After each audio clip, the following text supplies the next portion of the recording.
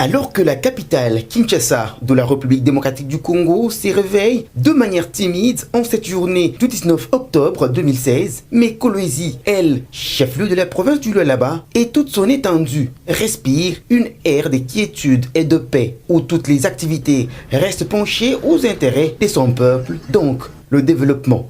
La preuve, en cette matinée du 19 octobre, avant de joindre son bureau, le gouverneur de la province du Lualaba, Richard Muyej-Mongenzmans, fait le tour de quelques écoles pour se rendre compte du déroulement des activités dans ce cadre des formations de l'élite du Congo de demain. Avec sourire aux lèvres, le gouverneur est content de cette voie qu'ont choisi les Lualabais pour son futur meilleur. C'est très bien. Courage les amis. Merci. Suivez-nous vous saluer.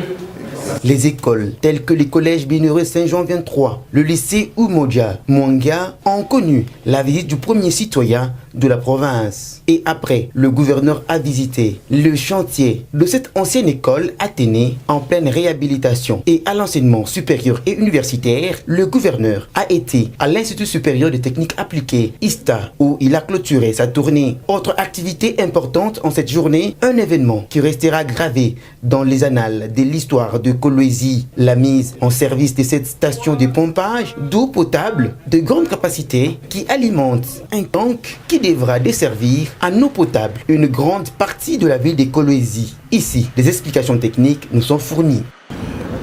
Globalement, tous les quartiers verront leur niveau de desserte sensiblement amélioré.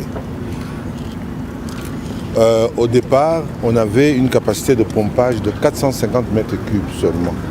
Aujourd'hui, nous sommes à 610 mètres cubes par heure, soit un accroissement de 20%. Et d'ici là, à terme, comme vous avez suivi le directeur général de Comus, au mois d'octobre, nous aurons tous les cinq puits fonctionnels.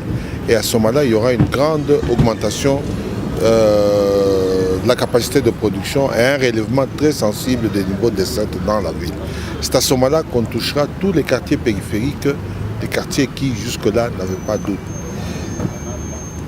Aujourd'hui, nous avons renforcé la production. Demain, il faudrait que nous renforcions les conduites de distribution, qu'on réhabilite les conduites là qui sont déjà corrodées. Parce que comme vous le savez, quand vous allez à la cité Manika, d'Ilala, ce sont des vieilles canalisations qui ont été posées à l'époque coloniale. Aujourd'hui, ces conduites ont pris de l'âge et nécessitent une réhabilitation.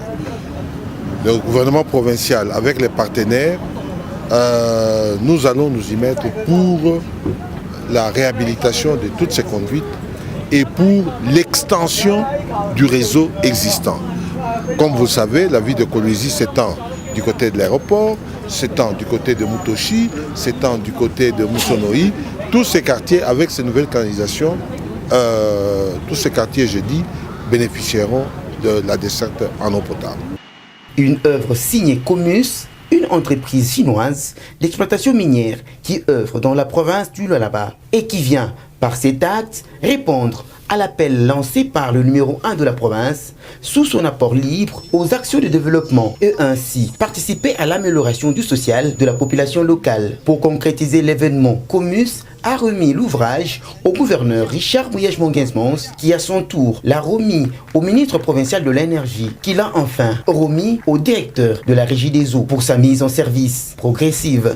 Il y a encore un petit effort à faire, tout est lancé pour que d'ici la fin de l'année nous puissions être sûrs de donner à tous les quartiers de l'eau et de manière permanente. Ce n'est plus qu'une question de semaines.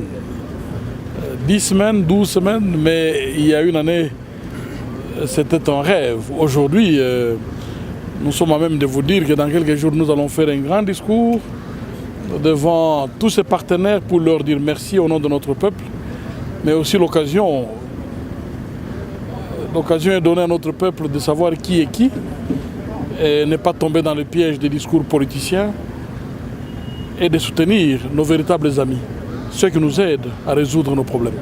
Aucune distraction dans la province du Lualaba.